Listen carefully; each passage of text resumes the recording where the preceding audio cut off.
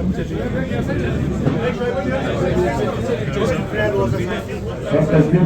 अपनी जगह पर हमारे गुजारिश है कि डिसिप्लिन मेंटेन करें और अपनी अपनी जगह पर तस्वीर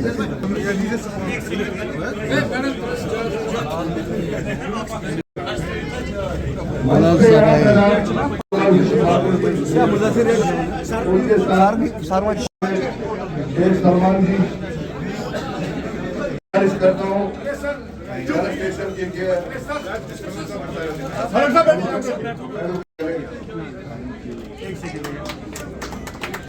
मैं अब गुजारिश करता हूँ यहाँ हाजी परवेज साहब गुलदस्ता देंगे मुकाम ठाकुर जी का वानी साहब गुलदस्ता देंगे तो साहब को जिसकी टीम से जिनके गहराने से करते हैं ठाकुर जी ठाकुर जी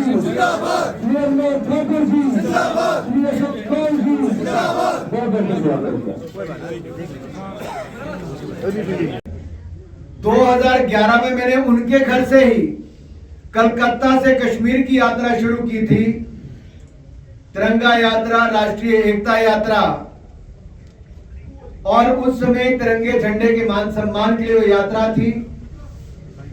लाल चौक पे आके तिरंगा झंडा फहराना था। उस समय हालात ऐसे यहां पे पैदा कर दिए कि हमें गिरफ्तार करके जेल में डाल दिया गया। लेकिन आज देखिए, आर्टिकल 370-35A के जाने के बाद जम्मू कश्मीर में वो शांति आई है। आज टूरिस्ट भी बढ़ा है और हमारे लाल चौक पे भी आज कोई खतरा नहीं, कोई बुरा दृश्य नहीं। आज वहां पर टूरिस्ट और भाईचारा एक साथ दिखता है। मान लीजिए 2029 से वन नेशन वन इलेक्शन लागू होता है तो क्या होगा? 2029 को जब पहली पार्लियामेंट चुनकर आएगी, पहले दिन वो बैठेगी तो वो अपॉइंटेड डेट होगी। उस अपॉइंटेड डेट से ठीक 5 साल बाद अगला चुनाव होगा। उसके बीच में उसकी टर्म 5 साल की है, लोकसभा की भी और विधानसभा की भी। अब कईयों ने कहा कि अगर सरकार गिरेगी तो क्या होगा? कईयों ने कहा इसमें तो सरकार गिराने का प्रावधान नहीं है, इसमें बाकी कोई और प्रावधान नहीं बदला जा रहा है। मैं मीडिया के मित्रों को भी कहना चाहता हूं, थोड़ा जो डिजिटल मीडिया वाले वो और ध्यान से सुनिए। इसमें 82A, 83, 172 एंड 327 ये 4 ही अमेंडमेंट्स लाई जा रही है। एक इंसर्ट किया जा रहा है 82A, 83, 172 एंड 327। क्या है ये? इसमें है कि लोकसभा और विधानसभा के चुनाव इकट्ठे होंगे, एक ये सिंक्रोनाइज करना है। दूसरा, पार्लियामेंट को ताकत देनी है कि लोकसभा विधानसभा के चुनाव इकट्ठे कर सके। तीसरा, इलेक्शन कमीशन को ताकत देनी है कि वो तय करे कि चुनाव कब होगा। अगर किसी राज्य की परिस्थिति ठीक नहीं है तो उस समय वहां पे चुनाव नहीं होगा।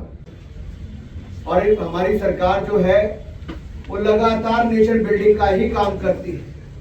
रिफॉर्म, परफॉर्म, ट्रांसफॉर्म, ये नरेंद्र मोदी जी ने बार बार कहा। रिफॉर्म मतलब बदलाव लाना।